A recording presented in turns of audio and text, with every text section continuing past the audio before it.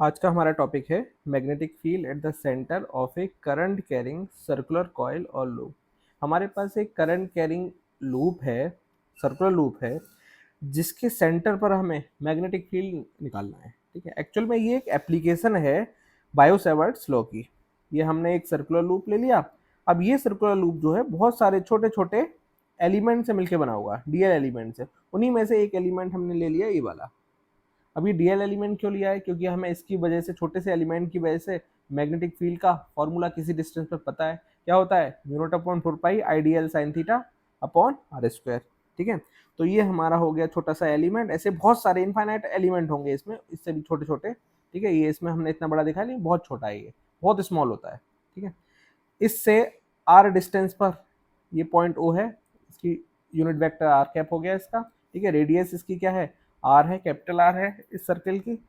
अच्छा, एंगल जो है इससे ये 90 डिग्री का है। तो अब हम फॉर्मूला लगाएंगे, इसका क्या फॉर्मूला होगा, और यहाँ पर इसकी लैंग्वेज लिख लेंगे। Consider a circular loop of radius capital R carrying current I in anti clockwise direction.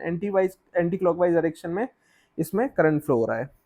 The circular loop is made of large number of current elements. Consider one such current element AB। एक हमने छोटा सा element ले लिया AB। क्या है इसमें? Ideal. ठीक है, AB आइडियल। चलिए, अब मैग्नेटिक फील्ड का फॉर्मूला लिखते हैं। मैग्नेटिक फील्ड का फॉर्मूला क्या होगा इस करंट एलिमेंट की वजह से? तो वो होगा dB equals to mu naught upon 4 pi I D L cross R cap,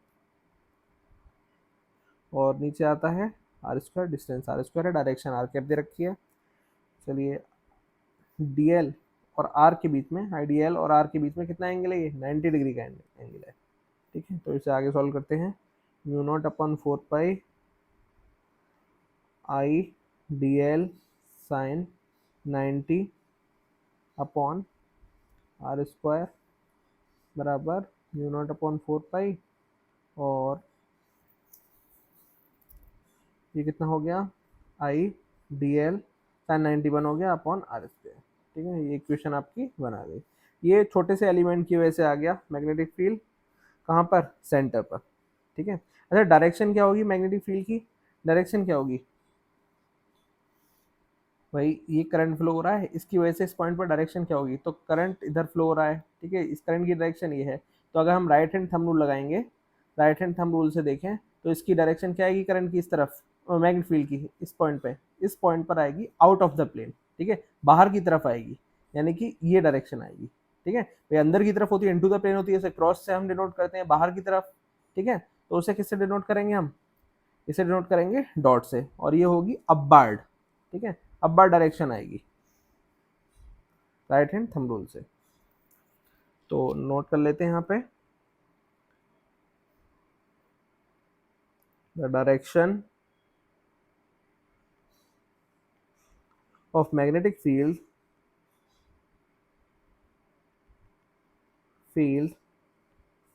dB is perpendicular to the plane of the loop and directed upward। निकाली किससे? ये राइट हैंड थंब रूल से निकाली है। ठीक है, चलिए अब आगे बढ़ते हैं। अब हमें पूरा मैग्नेटिक फील्ड निकालना है। ये तो हमने क्या निकाला था? डीएल एलिमेंट की वजह से निकाला था। अब निकालेंगे इस पॉइंट ओ पर, इस पूरे सर्किल की वजह से। और ये सर्किल क्या है? छोटे छोटे एलिमेंट से मिलकर बना हुआ है।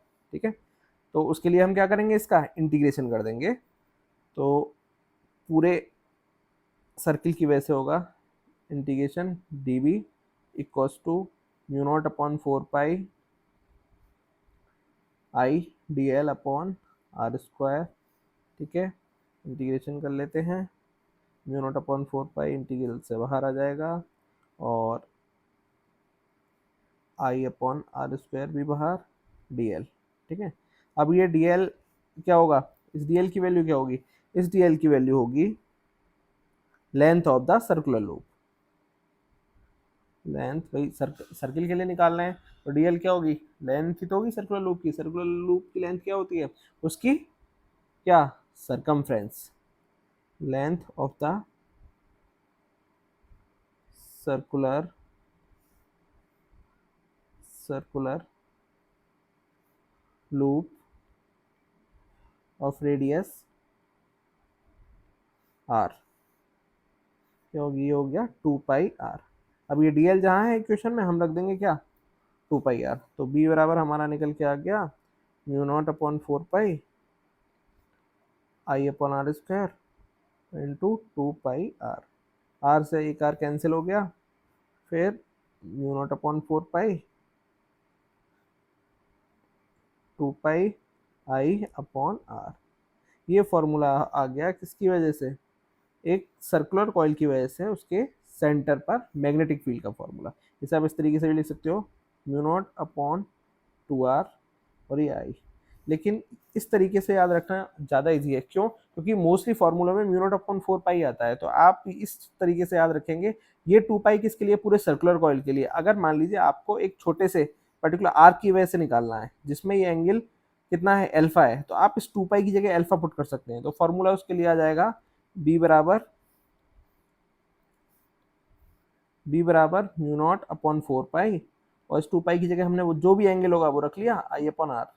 ठीक है, ये फॉर्मूला कहाँ काम करेगा, अगर मान लीजिए आपके पास कोई छोटा सा आर्क है ये इस तरीके से, ठीक है, और ये एंगल दे रखा है इसने 45 या 30 कुछ भी दे रखा है, कोई भी एंगल माने थीटा है, और ये इस तरीके से करंट फ्लो हो रही है। ठीक, ये आई करंट फ्लो हो रही है, तो इस करंट की वजह से सेंटर पर पूछा मैग्नेटिक फील्ड। तो आप क्या फॉर्मूला लगा सकते हो, बी बराबर म्यू नॉट अपॉन 4 पाई, और 2 पाई की जगह 2 पाई था पूरे सर्किल के लिए 360 डिग्री, और ये क्या है, थीटा एंगल है, तो थीटा आई अपॉन आर। तो ऐसे भी आप कर सकते हैं। ठीक है।